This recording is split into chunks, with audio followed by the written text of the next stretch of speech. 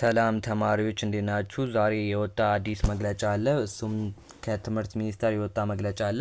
ለ2018 የኢንትራንስ ተፈታኞች እና ለከፍተኛ ትምህርት ተቋማት በሙሉ የተጻፈ ማስታወቂያ አለ ማለት ነው። በማስታወቂያው ላይ የሚናገረውን ነገር ይህን ቪዲዮ እስከ መጨረሻው ከተከታተላችሁት የምታውቁት ይሆናል። ለዚህ የዩቲዩብ ቻናል አዲስ ከሆናችሁ ላይክ እና ሰብስክራይብ ማድረጋችሁን አትርሱ። ነባር ከሆናችሁ ላይክ እያደረጋችሁ ብዙ ተማሪዎች ጋር እንዲደረስ አድርጉልኝ።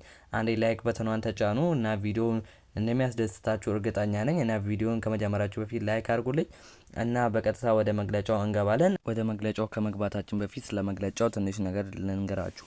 መግለጫው ላይ የሚገልጸው ነገር አንደኛው የከፍተኛ ትምህርት ተቋማት ምርጫ መርጠው ወደ ዩኒቨርሲቲያቸው እንዲመለሱ የሚጠቁም ነው ማለት ነው። ይህ ላይ ተመስረታችሁ ደግሞ የ2018 የኢንትራንስ ኤግዛም ከምርጫ በኋላ እንደሚሰጥ ማወቅ ትችላላችሁ ማለት ነው። ሌላኛው ደግሞ ለሪሚዲያል ተማሪዎች የሚያሳውቅ ነው። የሪሚዲያል ተማሪዎች ምርጫ መርጣችሁ ወደ ግቢ እንደምትመለሱና ከምርጫ በኋላ የእናንተም ኤግዛም እንደሚሰጥ የሚያሳውቅ ማስታወቂያ ነው ማለት ነው። ስለዚህ የሁለታችሁም የሪሚዲያልም የኢንትራንስም ኤግዛም ከምርጫ በኋላ እንደሆነ የሚያሳውቅ ማስታወቂያ ነው ማለት ነው። ማስታወቂያውን በቀጥታ ማንበብ እንችላለን። ማስታወቂያውን በትምህርት ሚኒስቴር የተሰጠ ማስታወቂያ ነው ማለት ነው እና በቀጥታ ወደ ማስታወቂያ ስንገባ ይሄንን ይመስላል።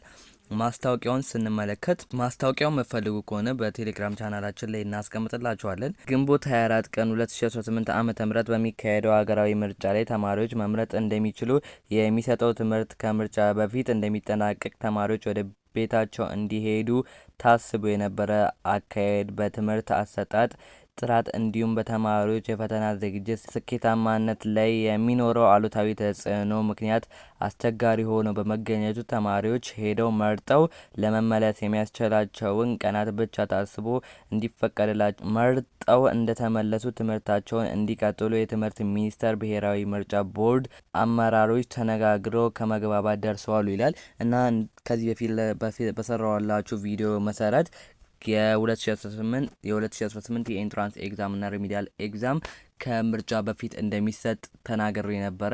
ነገር ግን ይሄ ለተማሪዎች ስኬታማነት ላይ በጣም አሉታዊ ተጽዕኖ አለው ብሎ ይሄም ደግሞ ከመግባባት ተደርሶ ከምርጫ በኋላ እንዲሰጥ ተደርጓል ይላል ማለት ነው እና ሙሉ መግለጫውን ማንበብ ትችላላችሁ። ሙሉ መግለጫውን ከፈለጋችሁ በእኔ የቴሌግራም ቻናል ላይ እለቅላችኋለሁ፣ እዛ ላይ ታገኙታላችሁ ብዬ አስባለሁ እና ይሄም የ2018 የኢንትራንስ ኤግዛማችሁ ከምርጫ በኋላ ነው።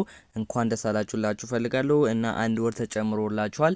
የጥናት ጊዜያችሁም ሰፊ ሆኗል ማለት ነው። ራሳችሁን በዚህ ጊዜያት ማዘጋጀት ትችላላችሁ ማለት ነው። እስከዚህ ድረስ ቪዲዮን ተከታትላችሁ ከመጣችሁ ቪዲዮን ወዳችሁታል ማለት ነውና ላይክ እና ሰብስክራይብ ማድረጋችሁን አትርሱ። እንዳሰስቱ አንዴ ላይክ እያደረጋችሁ ብትወጡ በጣም ደስ ይለኛል። ቪዲዮ ብዙ ተማሪዎች ጋር እንዲዳረስ ያደርግልኛል ማለት ነው እና በቀጣይ በአዲስ ቪዲዮ እስክንመለስ ድረስ ይመቻችሁ።